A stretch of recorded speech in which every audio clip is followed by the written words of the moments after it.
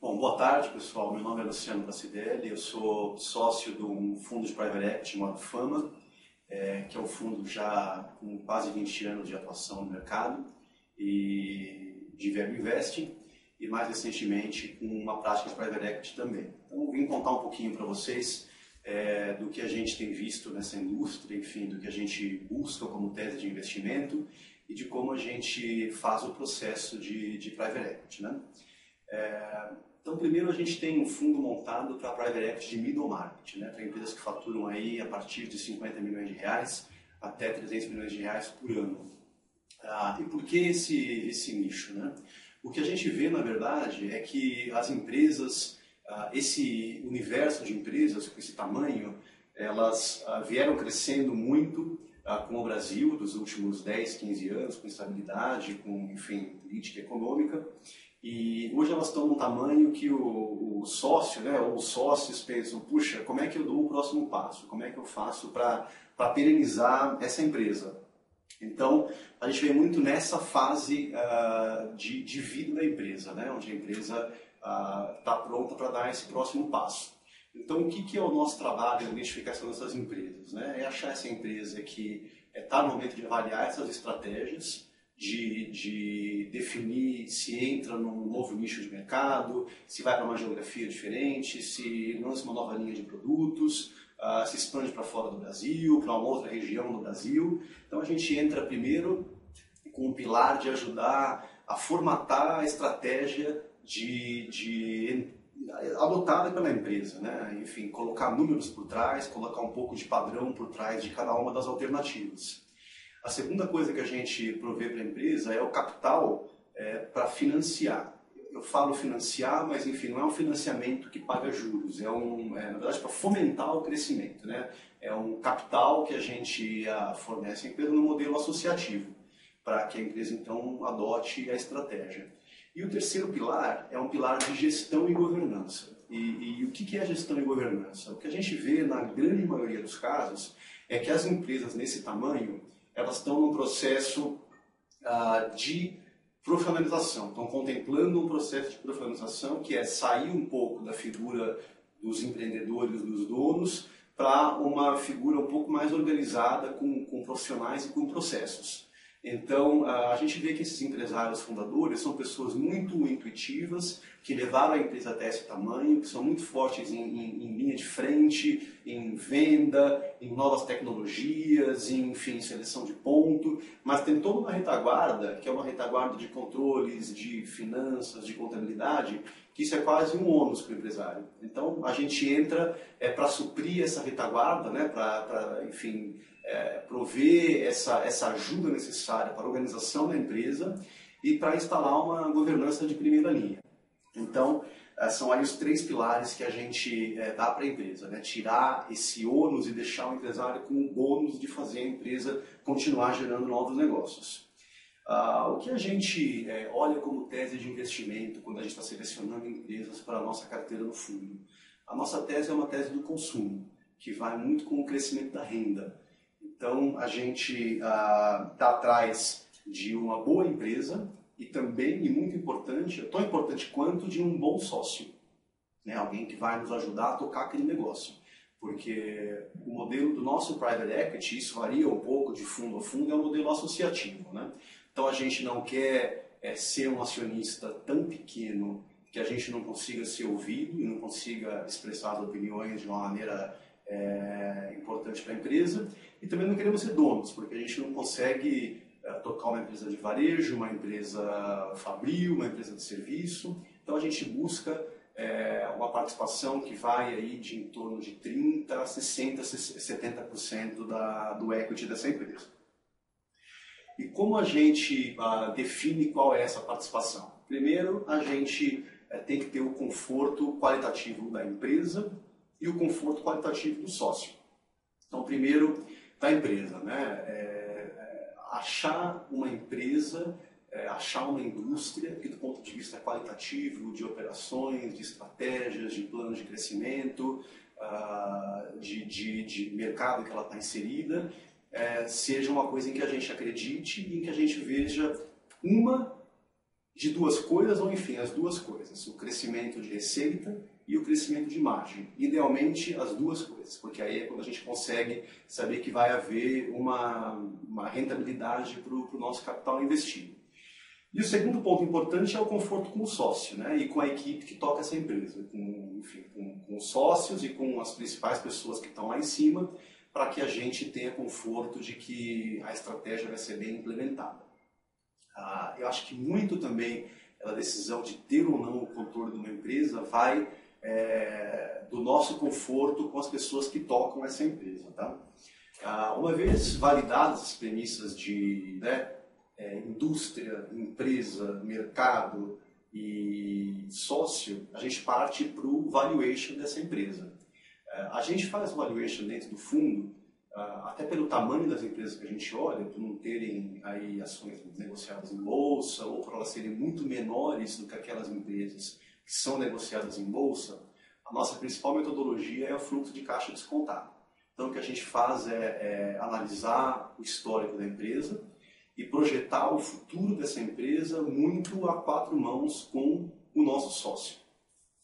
E a gente usa, uma vez com o resultado do fluxo de caixa descontado, a gente vai usar a metodologia de empresas comparáveis, transações precedentes, muito mais como um balizador do que como, na verdade, um input para a nossa transação. Né? Quando você faz o fluxo de caixa descontado, eu acho que a principal questão que a gente enfrenta junto aos sócios são as premissas de crescimento. Né? Enfim, comprador e vendedor, em 99,9% dos casos, vão divergir quanto ao que a empresa vai crescer, entre outras coisas. Acho que essa é a principal premissa. Então, o que a gente faz a gente usa muito o crescimento histórico para projetar o crescimento futuro, o que quer dizer que uma empresa que vem crescendo 3, 4, 5% ao ano, a gente dificilmente vai comprar um crescimento de 10, 15%. A gente vai comprar na partida esse crescimento em linha com o crescimento passado. A gente entende que se a empresa busca um sócio profissional, ela busca um sócio profissional porque ela está buscando um crescimento mais acelerado, né? Até inclusive um dos pontos de venda de private equity para as empresas é uma aceleração do crescimento, é o empresário enxergar que uma coisa que ele poderia fazer sozinho, talvez em 10 anos, ele com um fundo consiga acelerar e fazê-lo em 3 anos. Então a gente vai modelar esse crescimento junto com o empresário, mas vamos pagar por ele no futuro. E como que isso acontece? A gente faz um ajuste de participação ou um ajuste de dinheiro entre 1 e 3 anos após o investimento inicial, o nosso aporte inicial. Então, a gente vai definir essas metas, que são metas geralmente de receita, de EBITDA e de lucro, ou de EBITDA ou lucro. E isso vai ser muito claro para o nosso sócio, para que ele saiba o que perseguir. E aí a gente, uma vez atingidas as metas, a gente, em geral, devolve participação para esse sócio. Então, a gente compra, vamos dizer, a empresa como ela é no momento inicial e a gente compra esse crescimento na data do ajuste. Um ponto importante, né, quando a gente define essas metas, é que a gente sempre quer que essas metas sejam atingidas, para que a gente, enfim, que o nosso sócio esteja incentivado em correr atrás dessas metas, porque elas são metas reais e factíveis, e porque a gente, apesar de, com o atingimento das metas, devolver participação ou ter que desembolsar mais capital, a gente, do ponto de vista de retorno para o fundo, tem uma taxa melhor, uma vez que a empresa bate essas metas. Então, acho que é muito importante duas coisas: que as metas sejam factíveis e que as metas sejam atingíveis. Acho que uma vez feito esse investimento, né, eu até brinco que durante todo o processo de investimento de um fundo, que é um processo que dura entre 3 e 6 meses, na média, a gente senta em lados opostos da mesa ao lado do futuro sócio, né? Porque a gente está, enfim, negociando a nossa participação, fechando o valuation. Então isso dura entre 3 e 6 meses. Mas a gente fica entre 3 e 5 anos como sócios. E durante esses 3 a 5 anos, a gente sempre está do mesmo lado da mesa. Então isso é muito importante, porque A gente entra como sócio, como capital de risco, e o fundo vai ser rentabilizado com o sucesso da empresa. E o sucesso da empresa depende da cogestão do fundo com os sócios. E isso é um outro ponto importante também, né? Eu falei um pouquinho atrás que o que a gente busca é o crescimento e uma aceleração do crescimento. Por quê? O empresário, quando busca esse sócio, o que ele está fazendo é abrindo mão de um pedaço do seu negócio para que ele seja dono de uma parte menor de um negócio maior e que aí fundo e empresário consigam desinvestir desse negócio num período aí de, em média, 4 anos e aí sim terem uma valuation proporcionalmente maior. Então, em valores relativos, é mais vantajoso se vender uma empresa maior, uma empresa mais organizada, com uma governança de primeira linha, com uma gestão de primeira linha, com uma administração profissional, né, com uma gestão que ela independe do sócio, independe do fundador, que ela consiga ser tocada por um comprador estratégico ou eventualmente por um fundo, do que uma empresa hoje que é uma empresa de dono. Então é muito importante esse empresário enxergar que o private equity faz parte de um período da vida da empresa e que é um agregador de valor, ou alguém que vai ajudar a aumentar o valor do equity pessoal desse empresário da empresa. Uma vez feito uma vez que a gente fez a identificação da empresa, fez as conversas, fez a negociação, chegou no acordo de preço, o que a gente faz aí é conduzir um processo de due diligence. É um processo de due diligence bastante convencional, onde a gente contrata um auditor e um escritório de direito de primeira linha, que aí vão validar aquilo que a gente, constatou e incluiu no nosso valuation, para que a gente tenha o nível de conforto necessário para fazer o investimento. E esse escritório ele vai gerar alguns contratos que vão balizar o nosso investimento. Tá?